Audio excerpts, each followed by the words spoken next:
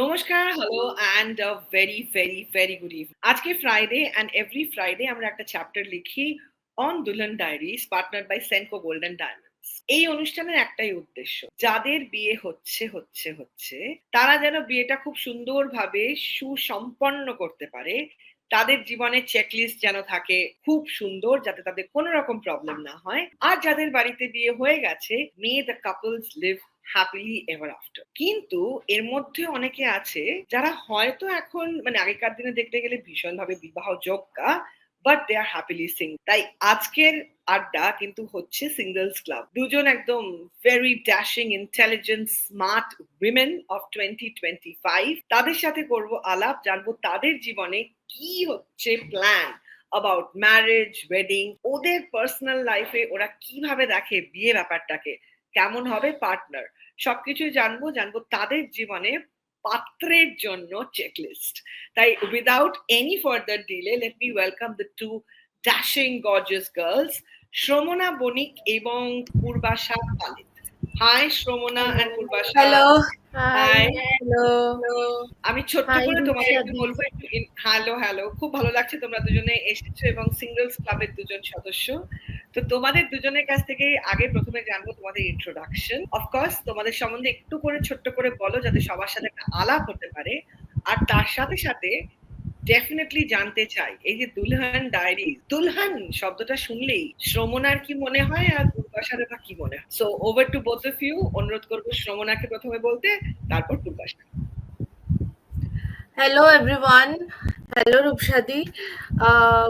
আমি first of all বলবো যে I am pursuing masters from Rabindra Bharati university and side by side আমি একটা জবও করছি, অফিসিয়াল কন্টেন্ট রাইটার অফ সর্বভারতীয় সঙ্গীত ও সংস্কৃতি পরিষদ। অ্যান্ড তাছাড়াও আমি ভীষণ একজন আর্টিস্টিক পার্সন। তো আমার গানের সাথে, নাচের সাথে আর আঁকার সাথে এই কালচারাল ওয়ার্ল্ডের সাথে খুব রকমভাবে আমি জড়িত আছি। আর তাছাড়াও বলতে পারো আদার দ্যান দিস, এইগুলো ছাড়াও আমি ফ্রি টাইমে আই অলওয়েজ ওয়াচ অ্যানিমে। এটা আমার মারাত্মকভাবে মিনস আমি ভীষণভাবে এটা পছন্দ করি। তো that is all together me. এটাই আমার ইন্ট্রোডাকশন। আর আদার দ্যান দ্যাট, এই দুলহান বলতে আমি যেটা বুঝি সেটা হচ্ছে একটা রোম্যান্টিসাইজড ওয়ার্ড। আমি মনে করি এটা আমি খুব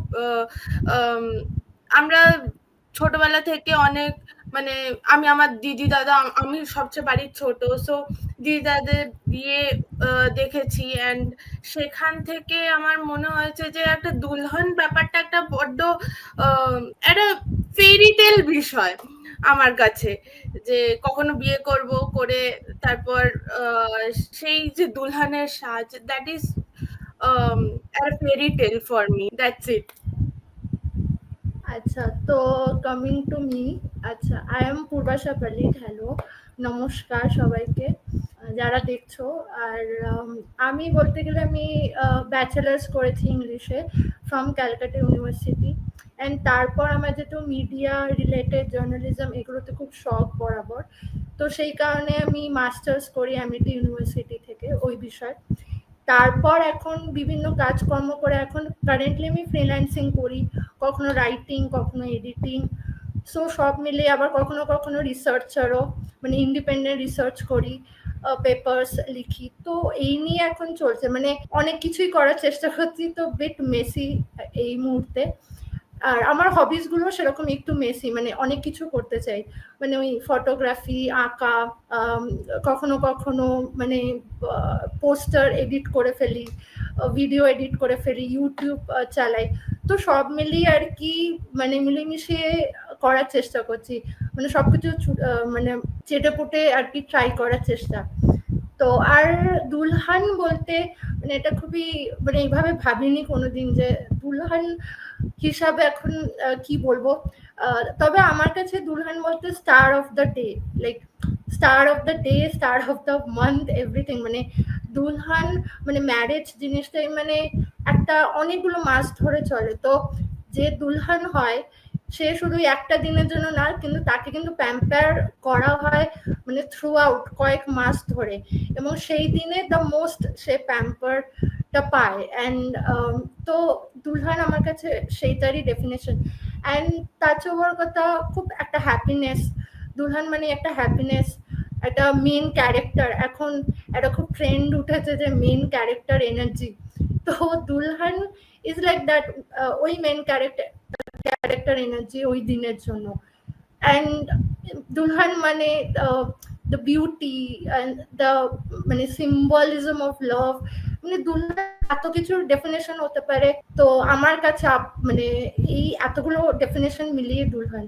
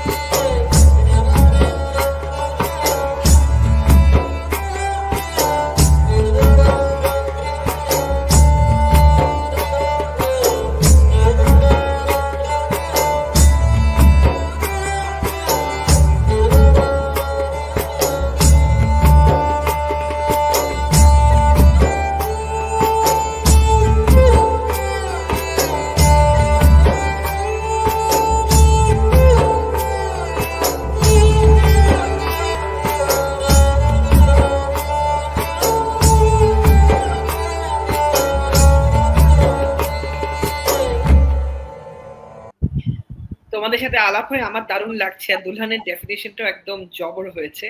তো এবার ধরো ইমাজিন করো যখন তোমাদের বিয়ে হবে তখন সাজগোজটা কেমন হবে। In your mind how do you see yourself as the dulhan of the day. তো এবার আমি অনুরোধ করবো পূর্বাশাকে আগে বলতে, তারপর শ্রবণা। আমি অ্যাকচুয়ালি বলতে গেলে খুবই মিনিমালিস্টিক একজন পার্সন, মানে খুব ছিমছামের ওপর করে নেওয়ার চেষ্টা করব। মানে সাজও হবে, কিন্তু এ নয় যে মানে সাজ হবে কম সাজবো কিন্তু চোখে পড়বে না।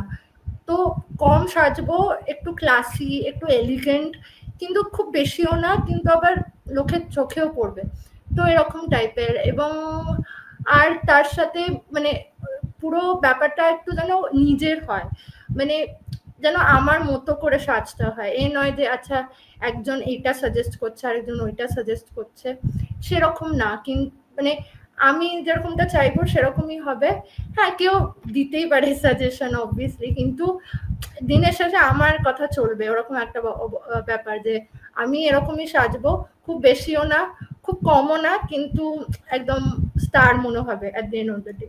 যে আমিও যখন সাজবো অ্যাজ আ দুলহান রূপে, তো আমারও সেই রকমই একটা ইচ্ছা যে সাজলে একদম যেইটুকু প্রয়োজন সেইটুকু, খুব বেশি ছিমছাম টাইপের নয়, বাট যে সেই দিনকার একদম মেইন ক্যারেক্টার হিসেবেই যেন আমি ওখানে থাকি, মানে ওটা যেন বোঝা যায় through my attire and everything.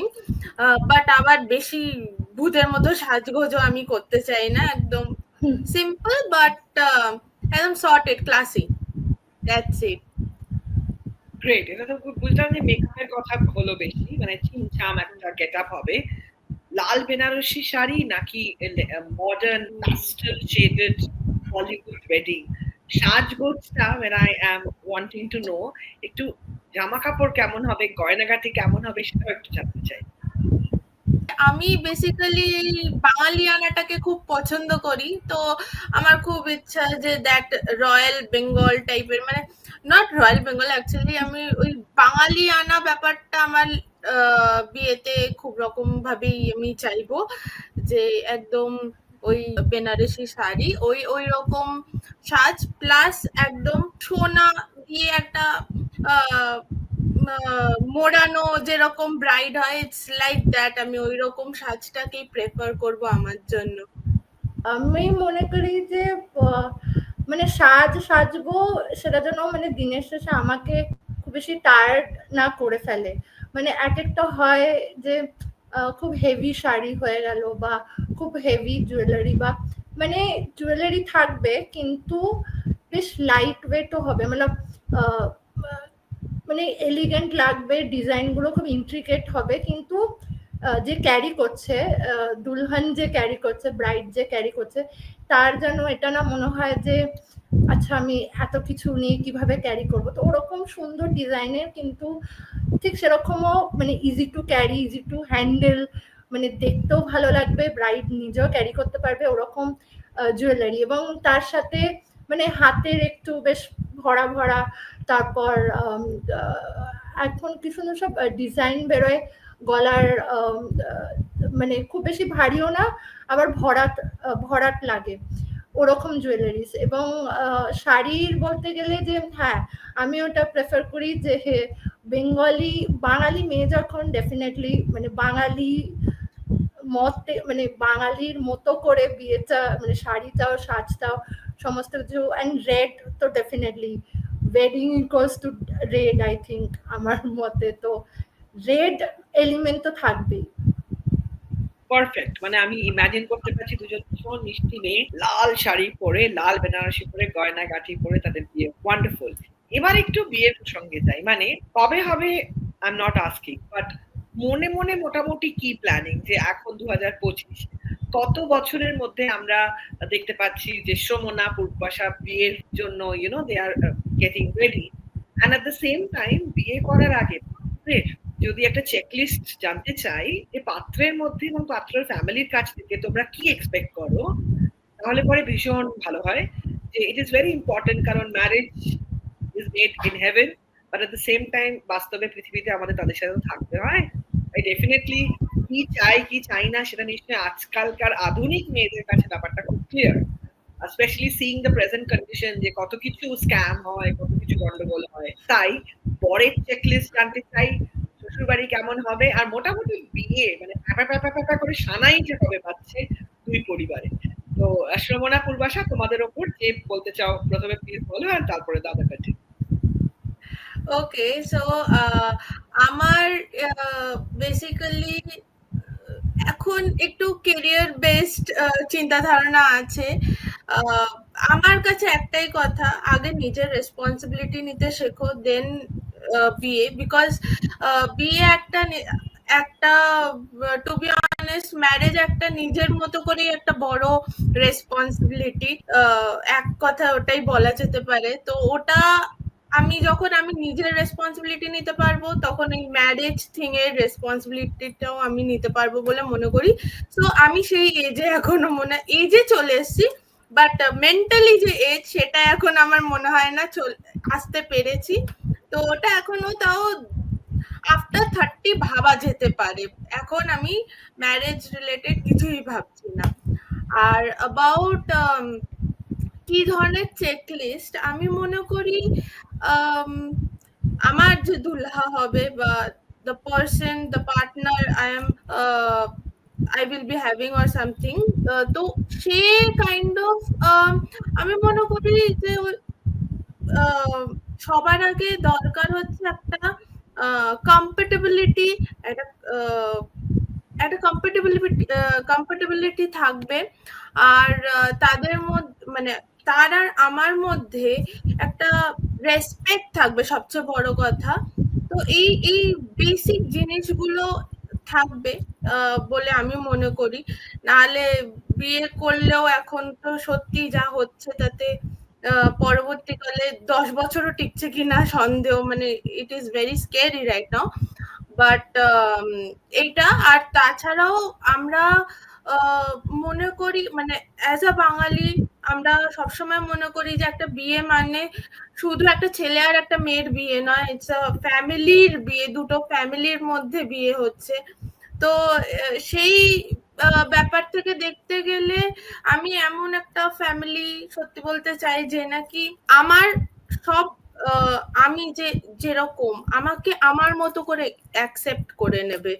এই বিষয়টা এখন আমি মনে করি খুব দরকার একটা যখন একটা মেয়ে নতুন একটা ফ্যামিলিতে যাচ্ছে, সে কিন্তু ওই মনের মধ্যে সারাক্ষণই চলে যে কোনো জায়গায় আমি যেরকম, আমার যে জিনিসগুলো পছন্দ, সেই জায়গায় কোনো একটা বাধা চলে আসবে না তো, যে এটা করবে না, এটা ঠিক নয়, বা এরকম ভাবে ইনডাইরেক্টলি বিষয়গুলোর মধ্যে একটা বাউন্ডারি চলে আসবে না তো। তো সেই জিনিসটা আমি, যে আমার পার্টনার তার ফ্যামিলি থেকে এটা চাই না যে এরকম বাধা আসুক। আমি যেমন, আমাকে সেইভাবেই অ্যাকসেপ্ট করে নিক, সেই রকম ভাবেই, সেটাই আমি চাই। That's it. পূর্বাশা। বিয়ে যেটা শ্রমনা বললো, আমি পুরোপুরি সহমত এই ব্যাপারে, যে এই মুহূর্তে মানে বোধহয় কেন একদমই ভাবতে চাই না, বিকজ মানে যেমন বললাম যে আমার মানে হবিস গুলো রাইট নাও, আমার ক্যারিয়ারও এটা খুবই মেসি একটা জায়গায় রয়েছে। তো আমি নিজের মনে করি যে নিজের জীবনটাকে সামলাই, তারপর আমি আরেকজনের জীবনকেও সামলানোর চেষ্টা করব। তো এখন এই মুহূর্তে হয়তো আমি মানে আমার মনে হয় যে বিয়ের মধ্যে একটা মানে স্টেবিলিটিও দরকার। তো আমি যদি মানে একটা মানুষ হিসাবে স্টেবল এই মুহূর্তে না থাকি, তো আমি আরেকজনকে কিভাবে স্টেবল করব? মানে আমি যদি নিজেই কুয়োতে থাকি, তাহলে আমি কুয়ো থেকে আরেকজনকে কি করে বের করব? তো ওরকমই। তো আর দ্বিতীয়ত হচ্ছে চেকলিস্ট বলতে অনেকগুলো চেকলিস্ট আছে। সত্যি কথা বলতে গেলে আমি ভীষণ বই পছন্দ করি, এবং আমি রোম্যান্স বুক ভীষণ আমার ভালো লাগে। তো আমি যখন ওই পাতা পাল্টে আমি যখন দেখি, ওখানে যে গল্পগুলো পড়ি, ওখান থেকে আমার এক রকমের চেকলিস্ট তৈরি হয়। এবং আমি যখন বইয়ের বাইরে বেরোই, যেটা হচ্ছে রিয়ালিটি, যেমনটা রূপসাদি বললেন যে এখন যে রিয়ালিটিটা সেটা খুবই খারাপ, মানে আমি কাকে ভরসা করব? তো ওইখান থেকে আমার আরেক রকমের চেকলিস্ট তৈরি হয়ে যায়। তো আমাকে দুটোকে এখন সামলে চেকলিস্ট দেখতে হবে যে কোনটা মানে আমি কাকে ইম্পর্টেন্স দেব। তো সেই হিসাবে বলতে গেলে অবশ্যই কেয়ারিং তো হতেই হবে, এবং পেরেন্টসকে ভীষণভাবে রেসপেক্ট যাতে করে। কারণ অনেক সময় এটা দেখা যায় যে মানে বিয়ে করলো কিন্তু একে অপরের বাবা মার প্রতি কোনো রেসপেক্ট নেই। And as a single child আমি ভীষণই চাইবো যে আমার প্যারেন্টসকে যেন সেই মানুষটি রেসপেক্ট করে। আমাকে রেসপেক্ট করবে তো ডেফিনেটলি, কিন্তু প্যারেন্টসকেও রেসপেক্ট করা এবং ফ্যামিলির যে রেসপন্সিবল হওয়া, এই জিনিসগুলো ভীষণই ইম্পর্টেন্ট আমার কাছে। তো হ্যাঁ, আমার দারুণ লাগছে তোমাদের পয়েন্ট অফ ভিউ জেনে, কারণ এটা তো ভীষণ ইম্পর্টেন্ট যে family place such N important part, at the end of the day যে গাছ তার ফলটা মোটামুটি সিমিলারই হয়। It is very important that the tree is from a good garden, that is very very important. তো এবার আই এম শিওর আশেপাশে সম্পর্ক দেখা হয়তো তোমাদের নিজেদের জীবনেও, I am sure you all have had an experience of a life, যে যার যতটাই জার্নি, মোটামুটি একটি পুরুষের কোন ব্যাপারটা দেখলেই জিনিসটা অ্যাবসলিউটলি রেড ফ্ল্যাগ, মানে সবকিছু সহ্য করা যায়, কিন্তু এই ব্যাপারগুলো যদি বিয়ের আগে বোঝা যায়, যতটাই এগিয়ে গিয়ে থাকি না কেন সম্পর্কে আমি জানবো। অ্যাজ স্ট্রং উইমেন অফ 2025 আমার মনে হয় এই what we don't want টা is as strong as what we want. তো তোমাদের কাছে একটি পুরুষের রেড ফ্ল্যাগ বলতে তোমাদের কাছে সেটা কি জানতে চাই।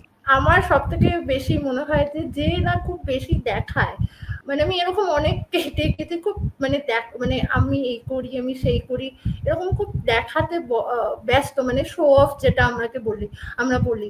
তো ওই শো অফ করতে ব্যস্ত, এটা আমার মনে হয় যে action speaks louder than word. মানে তুমি যদি কিছু বোঝাতে চাও দেন সেটা করে দেখাও। মানে কথা বলে কি হবে, তুমি যদি জানো বোঝো সবই, তাহলে সেটা মানে করে দেখাতে হবে। তো আমার এরকম মানে শুধু বলে যাচ্ছে সেরকম, মানে সব জেনে বসে আছে কিন্তু অ্যাকচুয়ালি কিছু মানে কি বলবো কাজের নয়। তো এই জিনিসটা আমার খুব খারাপ লাগে। আর মানে এতে কি প্রমাণ হচ্ছে আমি জানি না, মানে অনেক কিছু বলতে থাকে যে আমি এই জানি, আমি ওই জানি, আমি সেই জানি, কিন্তু অ্যাকচুয়ালিটিতে দেখা গেল যে আরে সেই মানুষটা তো কমপ্লিটলি ডিফারেন্ট, বা কিছু একটা ডিফারেন্ট সাজার চেষ্টা করছে, একটা অন্য মানে বহুরূপীর ব্যাপার। যে ওটা আরেকজনই মানুষ, সে তো এটা নয়। তো এই জিনিসটা আমার মনে হয় একটা বড়সড় রেড ফ্ল্যাগ আমার জন্য। হ্যাঁ, আমিও সেম এগ্রি করি এই বিষয়ে যে কোনো একটা মানুষ যদি তাকে দেখাচ্ছে বলছে একরকম অ্যান্ড অ্যাকচুয়াল সিচুয়েশনে গিয়ে সে অন্যরকম হয়ে দাঁড়ায়, সেটা একটা বড় সড় রেড ফ্ল্যাগ আমার কাছেও। আমি মনে করি এইরকম যদি হয় তাতে আসল মানুষটাকে তো আলটিমেটলি চেনা গেল না। মানে having a mask from the outside and ভেতরে অন্যরকম, এটা খুব ভয়ঙ্কর একটা ক্যারেক্টার হতে পারে। তো সেই কারণে আমি মনে করি এটা একটা বড়সড় রেড ফ্ল্যাগ। মানে I think transparency is very important এখানে, যে তুমি যখন আরেকজনের সাথে লাইক ইন্টারাক্ট করছো আর সামথিং, তুমি as a life partner choose করছো, সেখানে সেই মুহূর্তে এই মাস্কটাকে সরিয়ে কথা বলাটাই বেটার, যে তুমি যা সেই রকমই তুমি দেখাও। অ্যান্ড সেইভাবে কিন্তু তখন কানেকশনটা আরো ভালো হয় বলে আমি মনে করি। সেই কানেকশনটা হয়, সেই কম্প্যাটিবিলিটিটা ফিল হয়, আরো মানে ট্রান্সপারেন্সিটা খুব দরকার। আর সেই জিনিসটা যদি ইনকেস একটা পার্টনারের মধ্যে না থাকে, সেটা সবচেয়ে প্রথমে একটা রেড ফ্ল্যাগ আমার কাছে। আমি একটা কথা জাস্ট আমার মনে পড়লো এই মুহূর্তে, সেটা আরেকটা আমি পয়েন্ট অ্যাড করতে চাই। সেটা হচ্ছে অনেককে দেখেছি মানে তারা বলে যে আমি কুকুর বেড়াল পছন্দ করি না, বা মানে অ্যানিমালস লাভার নয়। আই থিঙ্ক ওটা আমার কাছে একটা রেড ফ্ল্যাগ। মানে অ্যানিমালস লাভার একদম হওয়া উচিত, একদম, এটা মানে সবার ওইটা হওয়া তো উচিত। একদম হওয়া দরকার, বিকজ হ্যাঁ, ওইটা মানে যদি না হয়, কারণ কি মানে পরে মানে আমি বানিয়ে পরে দেবো, যখন অ্যানিমালস লাভার হ্যাঁ হতে হবে। তো হ্যাঁ, লাভলি। ওটা মানে অ্যানিমাল লাভার হতে হবে, তোমাদের ওকে অনেক ভালোবাসতে হবে, তাই না? নইলে তো আর কি হ্যাঁ করে হ্যাঁ হবে। হ্যাঁ হ্যাঁ Great. এবার একটু বিয়ের প্রসঙ্গে যাই। বাড়িতে বাবা মার কি এক্সপেকটেশন? মানে মেয়েদের বিয়ে কবে হলে বাবা মা খুশি হয়? বাড়িতে এই নিয়ে এই প্রসঙ্গে কি এখনো কোনো কথা হয়? অবশ্যই অবশ্যই হয়। সত্যি বলতে আমার বাড়িতে কথায় কথায় এইরকম কথা হয়। মানে বাবাই খাচ্ছিস না কেন? আচ্ছা ঠিক আছে, বর এলে খাইয়ে দেবে। মানে এই ধরনের অদ্ভুত অদ্ভুত লজিক নিয়ে এসে কথাবার্তা হয়, বাট হয়। বাট সত্যি বলতে ওটাকে ফোর্স কখনো বলা যাবে না। মানে এখনো সেই যে বয়স হয়ে গেছে বলে সেই ফোর্সটা যে এবার এবার মেয়ে দেখা শুরু, এই সরি ছেলে দেখা শুরু করব বা কিছু, এই সব ব্যাপার কিছু নেই। সব সময় আমার মা বাবা টু বি অনেস্ট সবসময় ফোকাস করতে বলে এখনো কেরিয়ারের ওপর। তো কেরিয়ারের পর বাট সেটা বলে যে একটা টাইমের পর তো দরকার পড়বেই জীবন সাথীর, অরেলস তুমি একা কি করে সারা জীবনটা চালাবে। এই ওয়ারিটা আমার মা বাবার মধ্যে সারাক্ষণই থাকে, তার জন্য হয়তো এই কথায় কথায় মাঝে মধ্যে চলে। বাট অরেলস একদম এই বিষয় নিয়ে খুব ফোর্স করা বা কিছু, বা এবার মেয়ে দেখতে শুরু করব বা কিছু, এইসব না, একদমই না। তো শ্রমণে যেটা বললো যে না, মেয়ে কথায় দেখতে না কথায় ছেলে দেখতে, শোনো না, মানে প্রসঙ্গ, আজকালকার দিনে সবই অ্যালাউড। মেয়েও দেখা যেতে পারে, ছেলেও দেখা যেতে পারে। তুমি বারংবার মেয়ে সরি, না না absolutely আমি okay বারবার with করে it. বলছি, বাট হ্যাঁ এখন এখন সবই চলে, এখন ছেলে মেয়ে তোমার কোনটা নির্বিশেষে সব চলছে? মেয়ে চলে। খুঁজবো না? আমার চলছে অবশ্যই ছেলে, না না ছেলে ছেলে ছেলে। ওকে হ্যাঁ ওকে। পূর্বাশা খুব লাস্টাস করে গেছে। এবার পূর্বাশা কি বলছিলে বলো। শ্রমণে যেটা বললো যে এখন মানে মানে এই এজে এসে, বিশাল কিছু এজ নয় যদিও, খুবই বাচ্চা আমরা, কিন্তু এই এজে এসে না বাবা মারা মানে আমি রিসেন্টলি দার্জিলিং ঘুরতে গেছিলাম, বেড়াতে গেছিলাম। তো সেখানেও আমার বাবা বলে উঠলো যে এরপর দেখবি তোর হাজবেন্ড তোকে নিয়ে আসবে। আমার কথা হচ্ছে যে কেন কেন আমিও মানে একা ঘুরতেই পারি না, আমি মানছি ঠিক আছে নিয়ে আসুক, অবশ্যই আসুক, কে বারণ করেছে, কিন্তু এর পরেই যে হবে সেটাই বা কি গ্যারেন্টি। তো এই কথাগুলো না এখন খুবই তারা তোলেন, কিন্তু হ্যাঁ ওটাই মানে ওটাকে মাঝে মাঝে বুঝতে পারি না অ্যাভয়েড করবো নাকি একটু বিরক্ত ফিল করবো যে দূর কেন এতবার বলছে কেন। কিন্তু তারপর কেউ মানে মানে থ্যাংক গড মানে আমার পরিবার থেকে ওরকম কেউ এখনো অব্দি জোর করেনি এবং তাদের একটাই বক্তব্য যে আগে নিজের পায়ে দাঁড়া, তারপর এটা নিয়ে আমরাও রয়েছি, তুইও ভাববি, আমরাও ভাববো, সবাই মিলেমিশে ডিসাইড করব। তো এখন যেটা মেইন ফোকাস সেটা হচ্ছে শুধু ক্যারিয়ার, এটাই এখন মেইন ফোকাস। সুপার, একদম ঠিক, মানে ক্যারিয়ার প্রথম, তারপরে বাকি সবকিছু করা যাবে। এবার একটু মেনুতে যাই। যখন ধরো বিয়ে হবে তখন বিয়ে বাড়িতে কোন জিনিসটা মেনুতে থাকতেই হবে, মানে মাস্ট? আচ্ছা, এটা আমি যাবো, যেহেতু খাওয়ার ব্যাপার, আমার ভীষণ খেতে ভালো লাগে। তো মোমো, আমি বলতে চাই অনেক বিয়ে বাড়িতে মোমোটা এখনো কমন হয়নি, জানি না হয়তো হয়েছে, মানে আমি সেরকম বিয়ে বাড়িতে যাইনি, কিন্তু আমি বলতে চাই মোমোটা থাকা উচিত। মোমো, তার সাথে স্যুপটাও থাকবে এবং তার সাথে চাটনিটাও। এই তিনটা একদম ডেডলি কম্বিনেশন আমার মনে হয়। এটা যে কোনো, মানে কাউকে যদি নাও চেনো, সেও সেই বিয়ে বাড়িতে ইনভিটেশন নিয়ে চলে আসবে যে আমি মোমোটা খাবো, কারণ মানে আমার পার্সোনালি ভীষণ ভালো লাগে মোমো। তো মোমোটা তো থাকবেই থাকবে, এবং অফকোর্স তার সাথে বাঙালি খাবার তো থাকবেই, ফিশ ফ্রাই থাকবে, যদি কচুরি, মানে অনেক রকমের কচুরি থাকতে পারে, তারপর অনেক রকমের পোলাও থাকতে পারে, বিভিন্ন টাইপের স্যালাডস থাকতে পারে, তো এরকম অনেক লম্বা লিস্ট রয়েছে, কিন্তু মেন আইটেমটা আমি চাই যে মোমো। সেটাও যদি ডিফারেন্ট বিভিন্ন টাইপের মোমো হয়, মানে বিভিন্ন শেপের আজকাল হয়, তো ওরকম টাইপের, মানে কালারফুলও হয়, গ্রিন, অরেঞ্জ, তো এরকম বিভিন্ন কালারফুল টাইপের মোমোটা এরকম সেট করে, পুরো সেট আপ করে থাকবে টেবিলের ওপর। তো এটা আমার খুব ইচ্ছা। আচ্ছা, পূর্বাশা তো totally starter and main course বলে দিল। একটা জিনিস মিস, সেটাই আমি ধরবো, কারণ কি সেটাই আমার প্রিয় জায়গা, সেটা হচ্ছে মিষ্টি বা ডেজার্ট। তো ওইখানটাতেই আমার মেন জিনিসটা, সেটা হচ্ছে যে একটা মানে এটা খুব এখন জানি না কমন কিনা, বাট আমি মনে করি ইটস রেয়ার, আমি একবারই পেয়েছি লাইফে, সেটা হচ্ছে যে রাবড়ির সাথে জিলিপির combo, which I want in my own wedding. মানে ওটা আলাদাই লেভেলের হয়, and I really want that. ওইটা ছাড়াও এবার একটু মেন কোর্সে আসি, মানে আমি পেছন থেকে সামনে যাচ্ছি, তারপর একটু মেন কোর্সে আসি।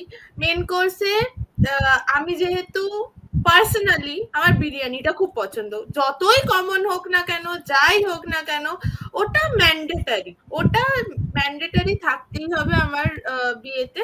অ্যান্ড তারপর স্টার্টার্সে নর্মাল ওই, হ্যাঁ, পূর্বাশা যেটা বললো, মোমোটাও আনকমন, বাট ওটাও রাখা যেতে পারে অ্যাজ আ স্টার্টার। বাট স্টার্টার্সে আমি আরো বেশি প্রেফার করব হচ্ছে ওই যেটা পনিরের যে স্টার্টার গুলো থাকে, সেই জিনিসগুলো আমি বেশি প্রেফার করব। আর কাবাব খুব প্রেফার করব আমি, ওটাও থাকতে হবে। এই হচ্ছে আমার মোটামুটি লিস্ট, আরো আছে, এইটা আপাতত মেন। লম্বা, শেষ হবে না, লিস্ট লম্বা, শেষ হতে চাইবে না। ওকে, এবার ধরো বিয়ের যখন আলাপ হয়ে যাবে, কথাবার্তা হয়ে যাবে, তখন বিয়েটা কেমন ভাবে প্ল্যান করছো? লাইক আ গ্র্যান্ড 3-4 দিন ব্যাপী বিয়ে, নাকি কোর্ট সই, ছোট্ট রিসেপশন? তোমাদের কি প্ল্যান? আমি বলি হ্যাঁ, আমি বলছি যে ব্যাপারটা হচ্ছে যে আমি এই বড় ম্যারেজ ব্যাপারটা আপাতত চাই না, বিকজ আমি চাই যে আমার কাছে ম্যারেজ, মানে আমার কাছে ওয়েডিংটা হচ্ছে আমার যে কাছের মানুষরা থাকবে, বা আমার ক্লোজ পিপল, আমার যারা ভালো চায়, সেই ধরনের মানুষদের নিয়ে একটা ছোট্ট করে গেট টুগেদার করে, এটা আমার পার্সোনাল প্রেফারেন্স। বাট যদি আমি মা বাবার কথা বলি, they will want a grand marriage type thing, মানে গ্র্যান্ড ওয়েডিং। বাট আমার ক্ষেত্রে অত জাঁকজমক দরকার নেই আমার। এই কারণেও আরেকটা, মানে এটাও একটা কারণ যে আজকালকার দিনে ম্যারেজটা কতদিন টিকবে না টিকবে সেটা এতটাই আনশিওর ব্যাপার হয়ে গেছে, যে আমার মনে হয় যে আগে ওই রকম একটু ওয়েডিংটা হয়ে যাক, তারপরে যে অ্যানিভার্সারিজ গুলো হবে সেইগুলো গ্র্যান্ড করে করা উচিত, এটা আমার মনে।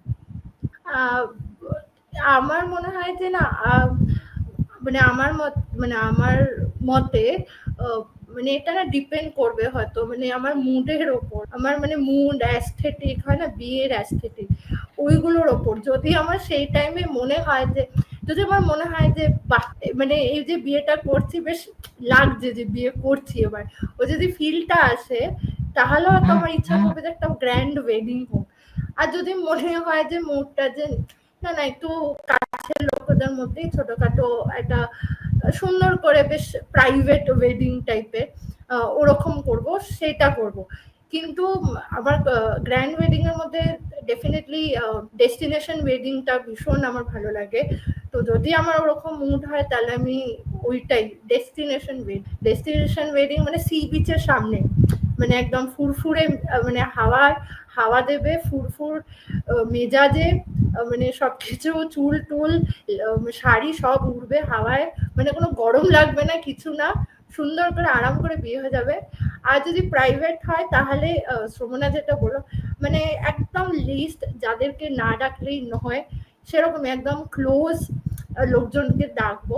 এবং আমার খুব ইচ্ছা যে বন্ধুদের জন্য অনেক রকমের মানে অনুষ্ঠান রাখা, যেখানে আমিও মজা করতে পারবো বন্ধুদের সাথে। মানে ফ্যামিলিদের জন্য তো আলাদা থাকবেই ব্যবস্থা, কিন্তু বন্ধুদের সাথে ব্যাপারটা নাকি?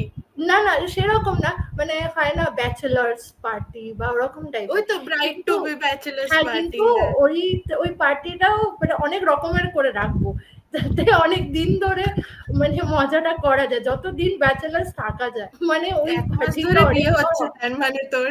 হ্যাঁ, মানে যতদিন আর কি শেষ দিনের আগে অবধিটুকু মজা করে তার তো হ্যাঁ। আর আমি এখানে অ্যাড করতে চাই আরেকটা জিনিস, যে আমি যদি ইন কেস গ্র্যান্ড ওয়েডিং করি তাহলে ওই জমিদারওয়ালা গ্র্যান্ড ওয়েডিং করবো। ওইটা ওটা একটা আলাদাই মজা। বাঙালি হয়েছি তো অবভিয়াসলি ওই জমিদার ভাবটাও থাকবে। মানে রানীদের মতো তুই নাপ দিয়ে। হ্যাঁ, বারবার তো আর বিয়ে হবে না, হলে তো একবারই হবে। যদি গ্র্যান্ড করি এই ধরনের একটা ইচ্ছা। লাভলি। এবার তোমাদের বাবা মায়েদের বিয়ের বয়স কত? How long are they married, Sumana and Purbasha? It's 27 years. আচ্ছা, এন্ড পূর্বাশা? আচ্ছা, আমার বাবা মায়ের অ্যাকচুয়ালি আমি না ওইভাবে গুনিনি, কিন্তু মানে আমার বাবা মায়ের লাভ ম্যারেজ।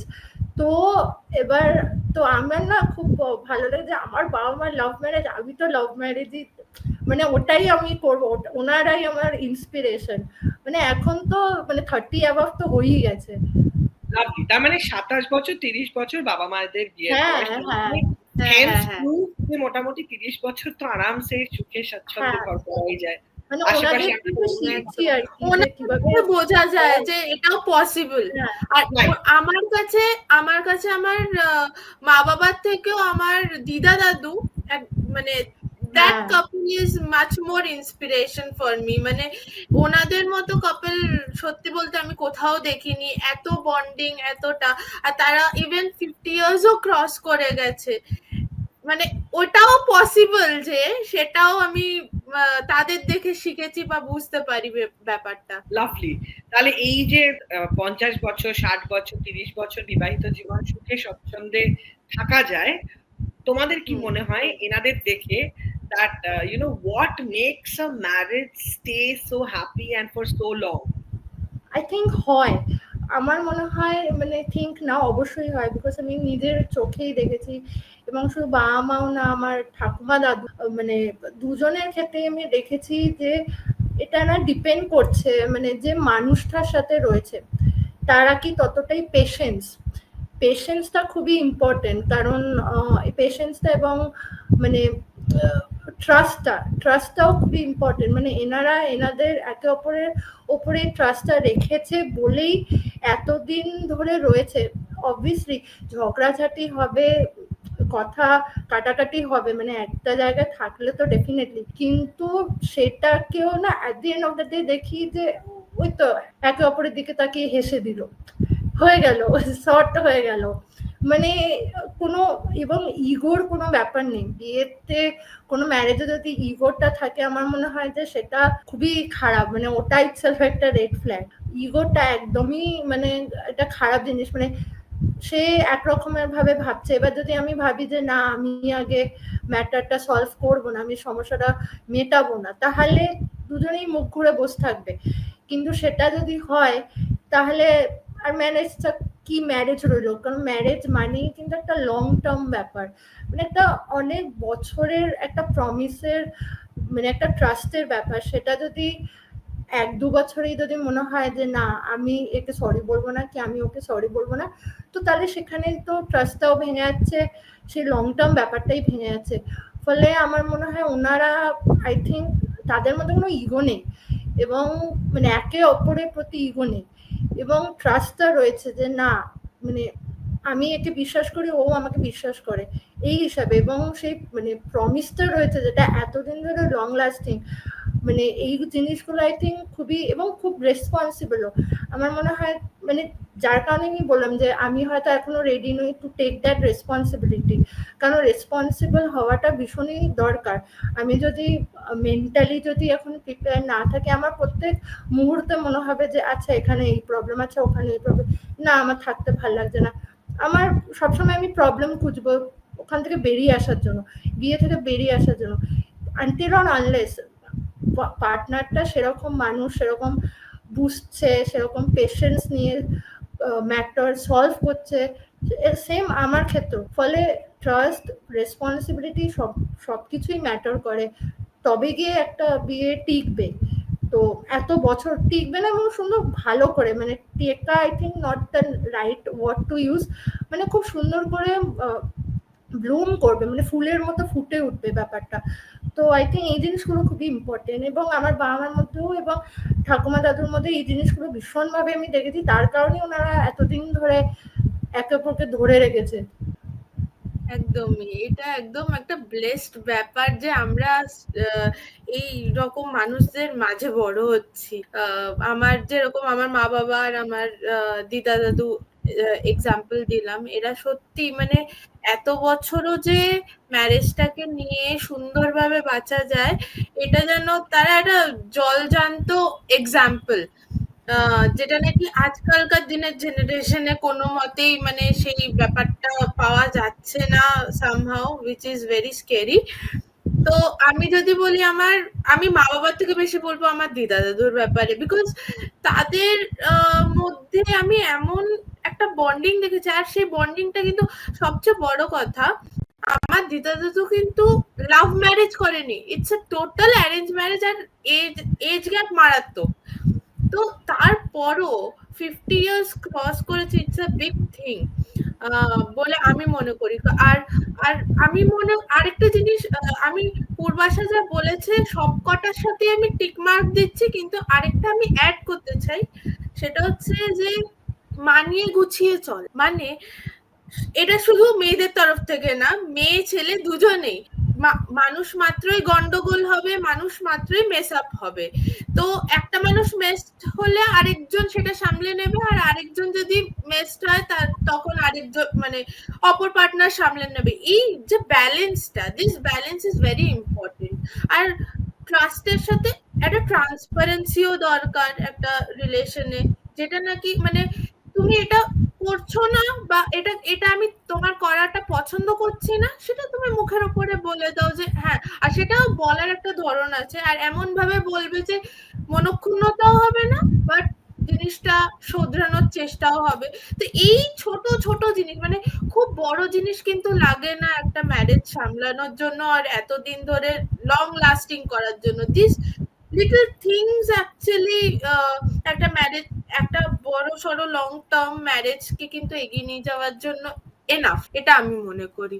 তো এই জিনিসগুলোই আমি যেন আমার দিদা দাদু, আমার মা বাবা, আর এটাও ব্যাপার যে আজকে খুব কমন যে ঝগড়া হবেই, ঝগড়া হলেও সেই জায়গায় যে ঝগড়া করেও দিনে সারাদিন হয়তো কথা হলো না, মুখ ভার, মন খারাপ, সবকিছুর পরও রাতে যখন সবাই মিলে এসে আমরা ডিনার টেবিলে বসছি, তখন ওই ছোট্ট হাসি, মানে ছোট্ট নিজে বেড়ে খেয়ে নাও, ইটস লাইক দ্যাট। এইরকম করেও যেন কথা বলতে বলতে আস্তে আস্তে যেন দিনের শেষে সেই ঝামেলাটা মিটে যায় বা মিটিয়ে দেওয়া হয়, যেটাই হোক না কেন করে আলটিমেটলি একটা সুন্দরভাবে রাত্রিবেলা ঘুমানো যায় দুজন মিলে শান্তি করে। তো এইভাবে মানে সারাদিনের ঝগড়ার পরও রাত্রিবেলা এসে যে দুটো কথা বলা মিষ্টি ভাবে, এইগুলোই অ্যাকচুয়ালি কিন্তু একটা লং টার্ম ম্যারেজের কি বলবো, গ্রিন ফ্ল্যাগস আর green points, whatever you say. Beautiful, very well expressed and explained. এবার ideal age gap between you and your partner, in your mind ideal age gap আজকালকার দিনে মোটামুটি কেমন হওয়া উচিত between the man and the wife? যে আমি মনে করি আইডিয়াল এজ গ্যাপ বলে কিছু হয় না। তার কারণ হচ্ছে যে মানুষের ফিজিক্যাল এজ আর মেন্টাল এজের মধ্যে কিন্তু অনেক তফাৎ হয়, অনেক ক্ষেত্রেই সেটা দেখা যায়। তো ইন দ্যাট কেস ফিজিক্যাল এজে কে বড়, কে কে অনেকটা বড় বা কে same age, that doesn't actually matters. তো জাস্ট এটা মাথায় রাখতে হবে যে যারাই তোমার পার্টনার হোক না কেন, মানে দুজনকে মানিয়ে গুছিয়ে নিতে হবে, এই ম্যাচিওরিটিটা দরকার rather than any kind of age gap. Age gap হলে যে সবসময় সেই ম্যারেজটা টিকে যাবে বা সেই ম্যাচিওরিটি ভাবে ব্যালেন্স করে যে রিলেশনটাকে এগিয়ে নিয়ে যাওয়া হবে, এটা কিন্তু সবসময় হয় বলে আমি মনে করি না। So it is much more important যে তুমি কতটা mature rather than your physical age, এটা আমার কাছে বেশি ম্যাটার করে। হ্যাঁ, মানে এটা খুবই একটা ভালো কথা যে মানে এজ তো মানে আমাদের সবারই হয়, কিন্তু মানে একটা বয়সের মানে শারীরিক এজ একটা এবং মাইন্ডের একটা মেন্টাল এজ, সেই দুটো খুবই ডিফারেন্স হয়। মানে আমরা মনে করি না চাইল্ড অ্যাট হার্ট, মানে এটার মানে কি যে হ্যাঁ আমরা এখন ধরো 50 বছর হয়ে গেছে আমাদের, কিন্তু আমাদের হয়তো মাইন্ডে আমরা মেন্টালি আমরা সেই মানে আমাদের মানে আমরা যদি এখন নৌকা ভাসানো দেখি বৃষ্টির সময়, এখন এত বৃষ্টি পড়ছে, তো ওই বৃষ্টিতে যদি আমার মন কিন্তু at the end of the day করবেই, মানে আমি এখন আমার মিড 20s এর, কিন্তু আমার মন করবেই যে আমি একটু নৌকাটা ভাসিয়ে দিই। হ্যাঁ, মানে নৌকা পেপার বোট বানিয়ে কাগজ মুড়ে তো আমি বানিয়ে দিই। তো ওটাই মানে আমার মাইন্ডে হয়তো আমার মনে হবে না যে আমি কোথায় বড় হই। ফলে এজ ব্যাপারটা খুবই ওই সাবজেক্টিভ হয়ে যায়। কিন্তু আমি যেমন বই পড়ি, তো বইতে অনেক রকমের এজ গ্যাপ, সেইগুলো তাদের মধ্যে যে কম্প্যাটিবিলিটিটা, সেরকম বিভিন্ন এজ গ্যাপের আমি দেখেছি। মানে 5 ইয়ার্সেরও এজ গ্যাপ, 2 ইয়ার্সেরও এজ গ্যাপ, 10 ইয়ার্সেরও এজ গ্যাপ। এবার এগেন এটা বইয়ের পাতায়, এবার রিয়ালিটিতে তো আমি অবভিয়াসলি এক্সপিরিয়েন্স করিনি, কিন্তু আমি যদি আমার ফ্যামিলির মধ্যেই বলি, আমার দাদু ঠাকুমার তাদের অনেক বড় এজ গ্যাপ, 7 বছরের এজ গ্যাপ। ফলে তাদেরকে আমি দেখেছি যে মানে রেসপেক্টটা না খুব সুন্দর করে ছিল। মানে এরকম রেসপেক্ট না যে একে অপরকে ভয় করছে, বাট বলে না যে উইথ লাভ রেসপেক্ট, মানে ভালোবাসার সাথে রেসপেক্ট, তো এইটা ছিল। ফলে এটা আই ডোন্ট থিঙ্ক কি বিশাল কোনো ইস্যু হওয়া উচিত। সেটা 2 বছর, আর আমার বাবা মার ক্ষেত্রে একে অপরের থেকে জাস্ট 1 বছরের ছোট বড়। তো আমি দু রকমের জিনিসই দেখেছি। মানে তাদের মধ্যেও রেসপেক্ট আছে, এ নয় যে এখন 1 বছরের ছোট বড় বলে তারা একে অপরকে কোনো রেসপেক্ট করছে না, কি বন্ধুদের মধ্যেও যেমন আমরা বন্ধুদের মধ্যে করি, আর সেরকমও না, তাদের মধ্যেও রেসপেক্ট রয়েছে। সেটাই আই থিঙ্ক ম্যারেজ, মানে একে অপরকে সেই রেসপেক্টটা দেওয়া। ফলে এজ গ্যাপটা আই থিঙ্ক যে কোনো হোক, মানে হ্যাঁ তাই বলে এ না যে বিশাল বড় কিছু, বাট যে কোনোই হোক একটা মানুষটা ইম্পর্টেন্ট, সে কিরকম ভাবে রয়েছে। তো হ্যাঁ, What a mature discussion, আর তোমাদের এত সুন্দর ক্ল্যারিটি অন এভরিথিং আমার দারুণ লাগছে। আর জাস্ট একটা দুটোই প্রশ্ন করব, বিয়ের পরে তোমাদের কি হচ্ছে, শ্বশুর শাশুড়ির সাথে একদম যৌথ পরিবারে থাকবে নাকি বরের সাথে a little love nest? What's your idea and expectation?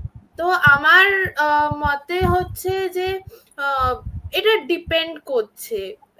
আমি প্রথমেই বলেছিলাম যে আমার এরকম একটা ফ্যামিলি মানে আমি এরকম একটা ফ্যামিলি চাই যে নাকি সেটা জয়েন্টও হতে পারে, তারপর নিউক্লিয়ারও হতে পারে, ডাজন্ট ম্যাটার, বাস আমাকে আমার মতো করে অ্যাকসেপ্ট করবে অ্যান্ড ভেরি চিল মাইন্ডেড থাকবে, ওই রকম টাইপের আমি ফ্যামিলি চাই। কিন্তু সেই জায়গায় এবার এবার সেখানেই হচ্ছে ব্যাপারটা যে যদি সেই ধরনের মানুষ আমি অ্যাজ আ ফ্যামিলি, মানে সেই রকম ফ্যামিলি যদি না পাই, বাট আমার যে পার্টনার সে খুব আমাকে রেসপেক্ট করে, মানে আমি পার্টনারের মধ্যে যেরকম যা খুঁজছি সেটা আমি সেই পার্টনারে পেলাম, but family is not like that. আর সেইখানে যদি আমার পার্টনার বলে যে okay we will live separately, কারণ কি ঠিক আছে হতেই পারে মত এক নাই হতে পারে, তো যদি সেটাতেই শান্তি দেন ওটাই ভালো, তো তখন আমি সেপারেটলি, অর এলস আমি ফ্যামিলির সাথে একসাথে থেকেই মানে একটা সবাই মিলেমিশে থাকলে যেটা হয়, আজকে সারাদিন পর অফিস করে এসে সবকিছুর পর যদি একটু নিজেদের মানুষের সাথে এসে বসে আড্ডা মারতে পারি, গল্প করতে পারি, ওর থেকে আনন্দের মানে আনন্দের জিনিস আই থিঙ্ক এই ওয়ার্ল্ডে কিছু নেই, মানে ওর থেকে বেশি আনন্দের। তো আর যদি এরকম হয় সেপারেটলি সারাদিন পর এসে যখন দেখলাম যে হয়তো আমার যে পার্টনার সে এখন হয়তো কাজে, আমি ঘরে একা, সেটা সেটা ঠিক জমবে না। কিন্তু সিচুয়েশন বুঝে, এটাই আমার কাছে ফ্যামিলি, মানে এই কোয়েশ্চেনের এটাই আমার উত্তর। আমার মনে হয় যে এটাও না ডিপেন্ড করছে মানে ফ্যামিলিটা কিরকম, মানে তাদের মানুষজন কিরকম।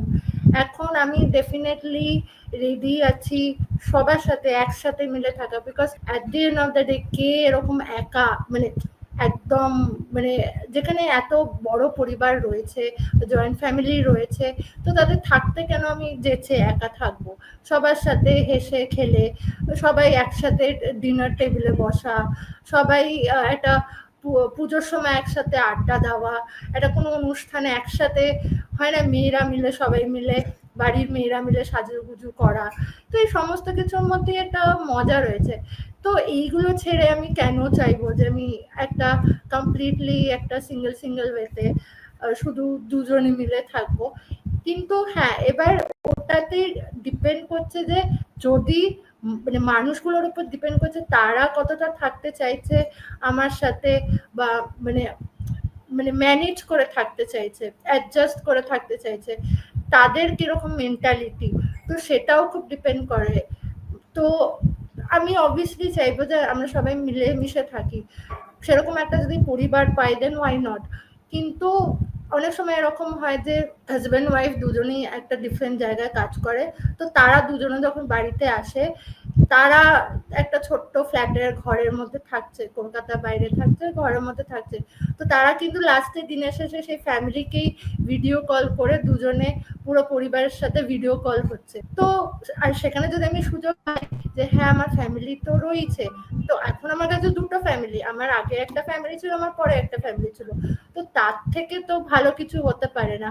আর একা থাকলে আরো ডিপ্রেশন, আরো এই, তো তার চেয়ে বলো সবার সাথে আড্ডা দিয়ে সবকিছু ভুলে থাকো। বিউটিফুল, দুটো ভীষণ মিষ্টি মেয়ে শ্রমনা পূর্বাশা, এবং তোমাদের সাথে দুলন ডায়েরিজ এর এই চ্যাপ্টার লিখে আমার তো দারুণ লাগলো। তোমাদের কেমন লাগলো? তোমাদের মনের কথা শেয়ার করে উড লাভ টু নো। আমার তো মারাত্মক লেগেছে, বিকজ আমি কখনো ভাবিনি যে this can be a topic, marriage can also be a topic. কারণ কি আমরা বন্ধুদের মধ্যেও যখন কথাবার্তা বলি তখন আমরা ফাজলামি করি, কেরিয়ার ওরিয়েন্ট কথা বলি, বাট কখনোই ম্যারেজ রিলেটেড কথা কিন্তু আমরা বলি না। আর আজকে to be honest I personally know Purbasha, তো সেই জায়গা থেকে যখন আমি ওর সাথে মানে এই আড্ডার মাধ্যমে ওর সাথেও যখন এই বিষয়টা নিয়ে কথা বলছি, তখন কতটা আমাদের মধ্যে ম্যারেজ বিষয়টা নিয়ে সিমিলারিটি বা প্রেফারেন্সেস একটু আলাদা, এই জিনিসটাও যে শেয়ার হচ্ছে, এটাও মানে এটার জন্য আই এম ভেরি থ্যাঙ্কফুল, যে মানে আই এম ফিলিং ব্লেসড যে এই আড্ডাটার মাধ্যমে ওর ব্যাপারগুলো আমি জানতে পারছি আর নিজেরটাও ওকে জানাতে পারছি। How sweet, how sweet. Purbasha কি বলবে? আমি বলতে চাই প্রথমত রূপসাদি তোমার এই ভিডিওস আমি না কয়েকবার দেখেছি, ঠিক আছে? তো এবার আমি প্রথমে এখানে আসার আগে ভাবছিলাম যে মানে তুমি কিভাবে এত ভালো না হোস্ট করো, মানে এই যে আমরা তোমাকে দেখো প্রথমবার দেখছি, তো আমি ফার্স্টেই এসে খুব মানে একটা মানে বন্ধুর মতো যে তুমি আমাদের সাথে এতটা মানে মিলেমিশে একটা আড্ডা দেওয়ার মতন একটা পরিবেশ তৈরি করেছো, এটার জন্য ফার্স্ট অফ অল তোমাকে আমার ধন্যবাদ। কারণ আমি একটা মানে থ্যাংক ইউ বলবো এটার জন্য। সরি কাট করলাম, যে আমারও মনে হয়েছিল যে আমি প্রচন্ড নার্ভাস ছিলাম প্রথমে, বাট যখন তোমার মুখটা দেখলাম আর তুমি এত এত আপন করে নিলে কিছুক্ষণের মধ্যে, তারপর আর মনে হলো যে না না এটা তো খুব ক্যাজুয়ালি আমি বলতে পারি, কোনো অসুবিধা হবে না। মানে তুমি একটা জায়গা তৈরি করে দিলে যেখানে নাকি আমরা মন খুলে কথা বলতে পারি। তো সেটার জন্য থ্যাংক ইউ সো মাচ রূপসাদি, খুবই ভালো লেগেছে আমার এইখানে। It is my pleasure. যখনই কারোর সাথে ডেট করবে এই এপিসোডটা পাঠিয়ে দেবে। দেখো ভাই, আমি আমার মনের কথা সব বলে দিয়েছি, মন দিয়ে শুনে নাও। If it applies to you তাহলে লেটস টেক ইট ফরওয়ার্ড। মানে চেক লিস্টে যদি রাইট হয়ে যায় দেন ইউ ক্যান কাম। এই ভিডিওটা আমার বায়োডাটা হবে যদি আমি অ্যারেঞ্জ ম্যারেজ করি, এটাই পাঠিয়ে দেবো না, লাভ ম্যারেজ ইজ ইম্পর্টেন্ট। দেখো, এই একটা ধারণা যে যার সাথে সম্পর্কে থাকি হোপফুলি ভালোবাসি, সে পুরোটা বুঝে নিয়েছে, এই বোঝাটা না অনেক সময় এক ছাদের তলা না থাকলে তো হয় না। তাই যতটা অ্যাটলিস্ট কথা বলে নিজেকে বোঝানো যায়, বিকজ এজ হিউম্যান বিয়ের পরে বোঝাতে গেলে ব্যাপারটা একটু গন্ডগোলই হয়। তাই আমার ভীষণ ভাবে তোমাদের দুজনকে অনেক অনেক অনেক অনেক best wishes. May you find the best guys in the world. And বিয়ের আগে ডেফিনেটলি বেশ খানিকটা সময় তার সাথে ঘোরা, কথাবার্তা বলা এবং তার ফ্যামিলির সাথে মেলামেশা।